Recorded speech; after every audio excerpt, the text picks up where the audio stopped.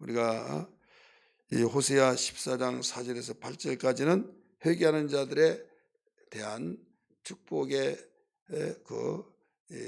말씀이 기록되어 있다는 것을 말씀드렸습니다. 어제 아침에는 4절, 5절까지 말씀을 우리가 읽었고 회개하는 자의 축복 1번을 말씀드렸어요. 오늘은 이어서 5절부터 7절을 우리 겹해서 읽었으며 회개하는 자의 축복 두 번째 시간을 말씀을 드립니다. 이 회개하는 자는 반드시 하나님이 축복하십니다. 왜? 관계가 회복되기 때문에. 이 원리는 무엇과 같은가 하면 이 하수도가 막혔다든지 또 상수도가 막혔어요. 아무리 본 밸브를 열더라도 우리 집만이 안 나오는 거예요. 처음에는 여러 공동체에 모두 안 나온 줄 알았는데 왜 유별나게 우리 집만 안 나오냐 이거죠.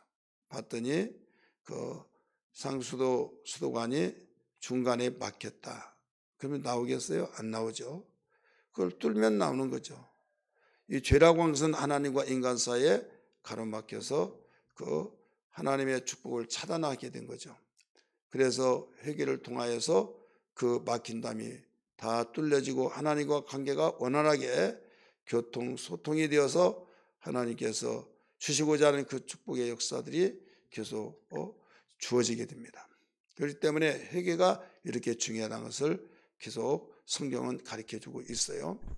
그러면 오늘은 어떤 축복으로 우리에게 가르쳐주느냐, 여러 가지 말씀으로 비춰주고 있지만은 정리해서 비춰준다고 한다면 아름다움과 안정된 복에 대해서 가르쳐줬습니다.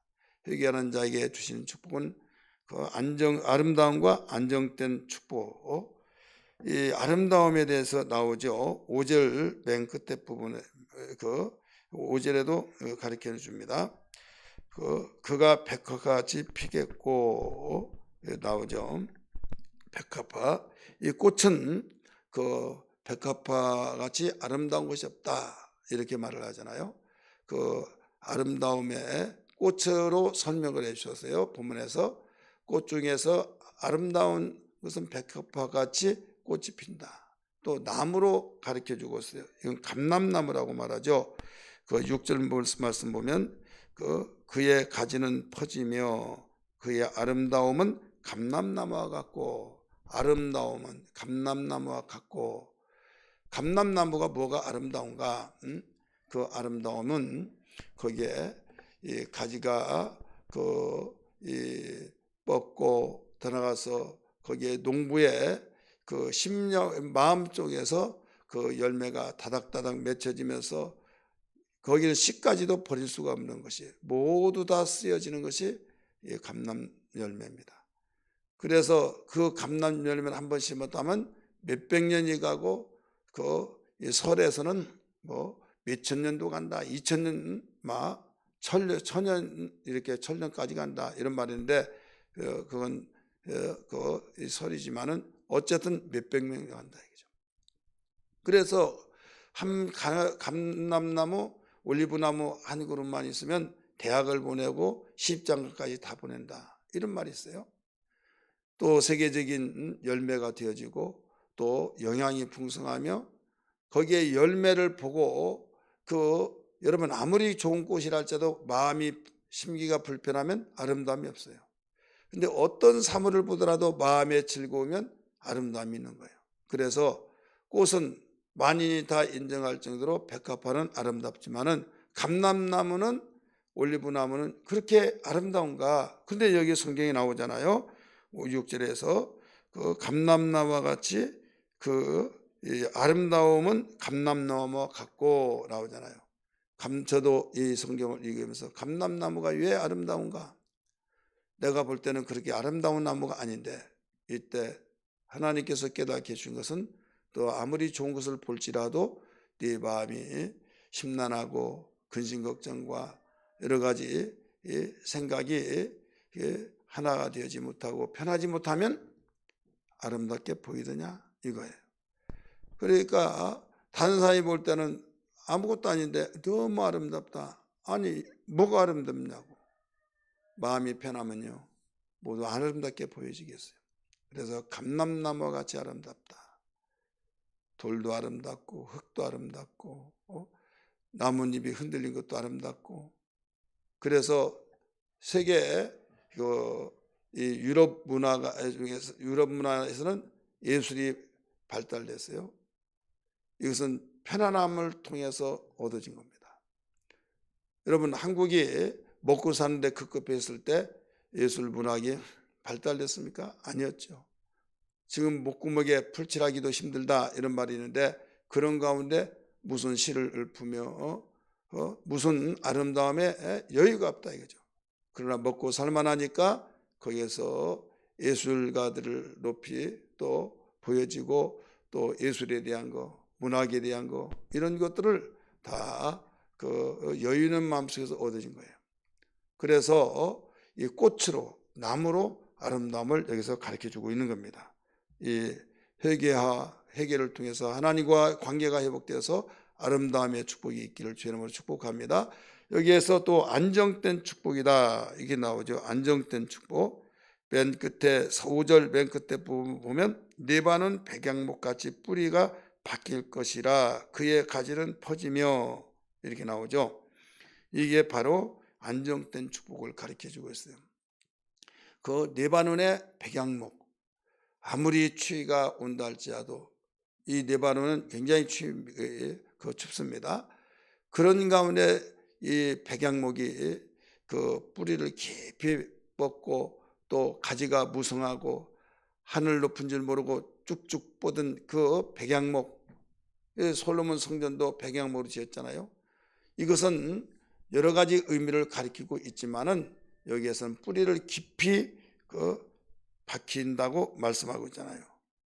그 큰 나무가 쓰러지지 아니하고 비바람 또 폭풍 가지가지 악조건 속에서도 울창한 나무들이, 그 키가 큰 나무들이, 무게가 많이 나가는 그 나무들이 견뎌낼 수 있는 것은 뿌리 때문에 그렇다. 뿌리가 깊이 넓게 박힌다. 이것은 안정이다. 안정. 그래서 안정된 직장 이런 말을 하잖아요. 안정된 복. 항상 그 한순간이면 날아가 버릴 것 같은 마음이 있어서 조급함 또 위기감 이걸 느낄 때가 있잖아요. 그러나 하나님께서 회개하는 그에게 주신 축복은 아름다움의 축복과 안정된 축복을 허락하신다라고 가르쳐 주셨어요. 그 다음에 안정된 축복 가운데서 이제는 풍성한 축복입니다. 두 번째는 풍성한 축복. 7절 말씀 보세요. 그 그늘 아래에 거주하는 자가 돌아올지라 그들은 곡식같이 풍성할 것이며. 하나님께 돌아온, 포로로 잡혀서 돌아오는 그들, 이제는 그 이전보다 더 풍성해지는 역사가 있다는 것을 가르쳐 주고 있죠. 그들은 곡식같이 풍성할 것이며. 여러분, 곡식은 최하 30배예요. 30배, 60배, 100배 그 이상으로 얼마나 풍성합니까? 그래서 곡식같이 풍성할 것이라고 설명해 놓고, 포도나무같이 꽃이 필 것이며 나오죠. 포도나무같이 꽃을 필 것이다. 포도나무가 계속적으로 가지가 생겨나면서 꽃이 피어진다는 것은 뭐가 맺혀요? 열매가 맺죠. 그래서 현재 눈에 보이는 것은 제한적이지만은 계속 꽃이 피면 순식간에 더 많은 것들을 얻을 수 있다 이거죠. 그래서 여기에서 풍성한 축복을 말씀하고 있는 겁니다. 그 다음에 풍성한 가운데서 이 마음도 기쁘고 또 너무 평안하고, 이런 아무리 풍성한 열매를 맺히더라도 마음이 평안하지 않으면 안 되잖아요. 그래서 여기에 맨 끝에 보면 그 향기는 레바논의 포도주같이 되리라. 기쁨과 그 향기를 가리키고 있어요. 평안. 오늘 우리는 무엇을 통해서 이렇게 이루어지느냐? 바로 하나님을 사랑하고 내가 그랬던 길로 갈 때에 그 축복의 통로가 막혀버렸던 것이 이제는 하나님께 돌아왔을 때, 곧 회개했을 때 하나님께 관계가 이루어지고 소통이 되어지면서 얻어지는 그 축복이 이와 같다는 것을 일러주고 있습니다. 이 사건으로 보면 이스라엘 백성들이 자기들이 잘 살기 위해서 하나님을 등 돌리고 가나안 신을 섬기고 가나안 법을 따라서 살아갔지만은 결국 나라가 망하고, 그러나 하나님께 회개하고 돌아왔을 때 이런 놀라운 축복, 이전보다 더 큰 축복, 풍성한 축복, 또 이제는 안정된 축복, 더 나가서 향기로운 그 아름다움의 축복이 이루어진다, 이 말씀을 일러주고 있어요. 첫째도 둘째도 셋째도 오직 우리에게는 이런 축복은 예수 안에 있을 때만 이루어진 걸 믿기 바랍니다. 하나님 경외할 때만 이루어진 걸 믿기 바랍니다. 하나님은 큰 걸 요구하지 않습니다. 바로 가장 기본적인 것에서부터 축복의 역사들을 시작하고 있어요. 그래서 그 하나님의 말씀을 순종하고 지키는 것이 사람의 본분이라 라고 말씀하셨어요. 이게 본분이에요. 하나님을 경외하고 그 명령을 지킬지어다, 이것이 사람의 본분이라 전도서 12장 13절에 가르치고 그러고 있잖아요. 본분만 하면, 본분만 지키면 벌써 축복의 역사가 시작돼요. 거기다가 이제는 그 어떤 가지보다 더 많은 싹을 내고 이 왕성하게 자라면 다른 가지보다 다른 나무보다 더 많은 것을 거둘 수 있듯이, 그래서 그 하나님을 경외하고 섬기고 진리 안에서 복음을 증거하면서 기도하면서 오직 내 안에 주님만이 나의 구주자, 구세주고 하나님만이 내가 섬길 뿐이다 라고 믿음으로 흐트러지지 않은 마음을 가지고 살면 우리가 반드시 복을 받게 돼 있다. 반드시 세상의 범사의 복을 받게 될 수밖에 없다. 왜? 하나님의 약속이고 성경은 그걸 보여주고 있잖아요. 그래서 우리는 모든 복에 관심을 가는데 하나님께 돌아온 것은 생각을 하지 않고 왜 나에게 복을 주지 않느냐고 말한다면 순서가 틀리다 이거죠.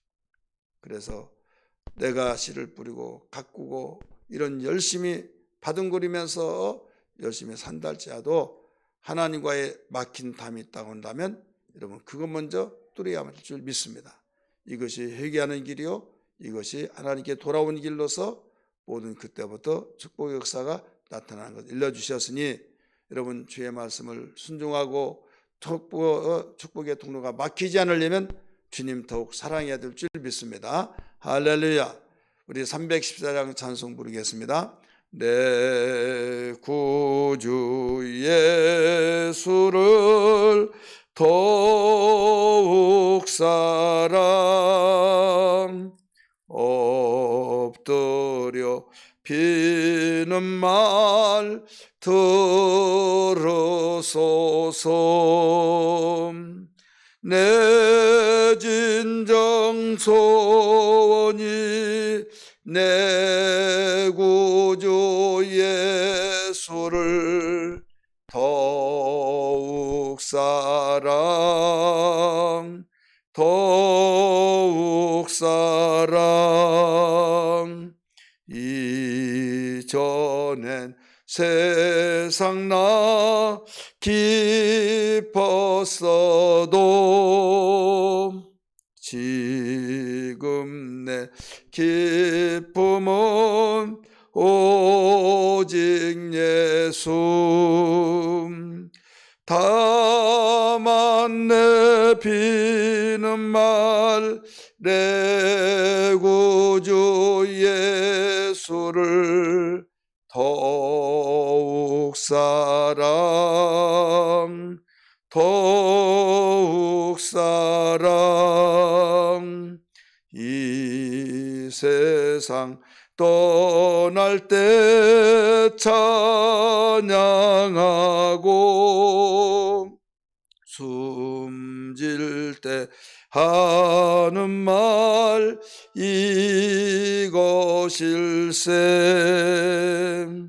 다만 내 비는 말 내 구주 예수를 더욱 사랑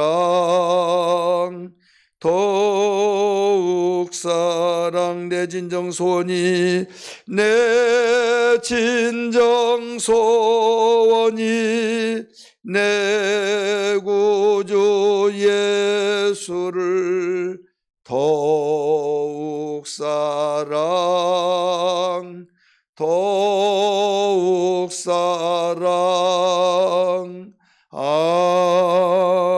아멘. 우리 같이 기도하겠습니다. 말씀 붙들고 주여 부르며 동서로 기도합니다.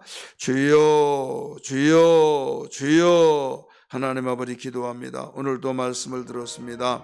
하나님 아버지, 하나님과의 소통이 되어지는 하나님께 회개하는 자들에게 대한 축복의 역사가 어떻게 나타난다는 것을 일러주신 것을 발견했습니다. 아름다움과 안정된 축복과 풍성한 축복의 역사가 있다는 사실을 우리에게 기록하여 증거해 주신 것을 알았사오니 주님, 하나님 없이는 복을 받을 수 없고 하나님과의 관계가 어그러지고서는 어떤 복도 받을 수 없다는 걸 알게 하여 주셨습니다.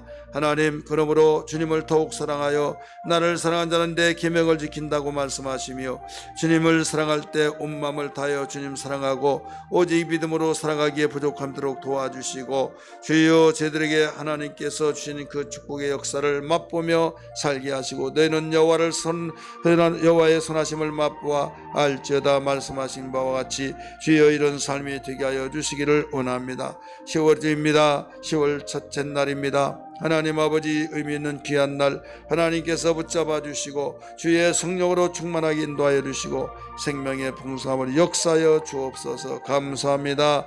인도해 주옵소서.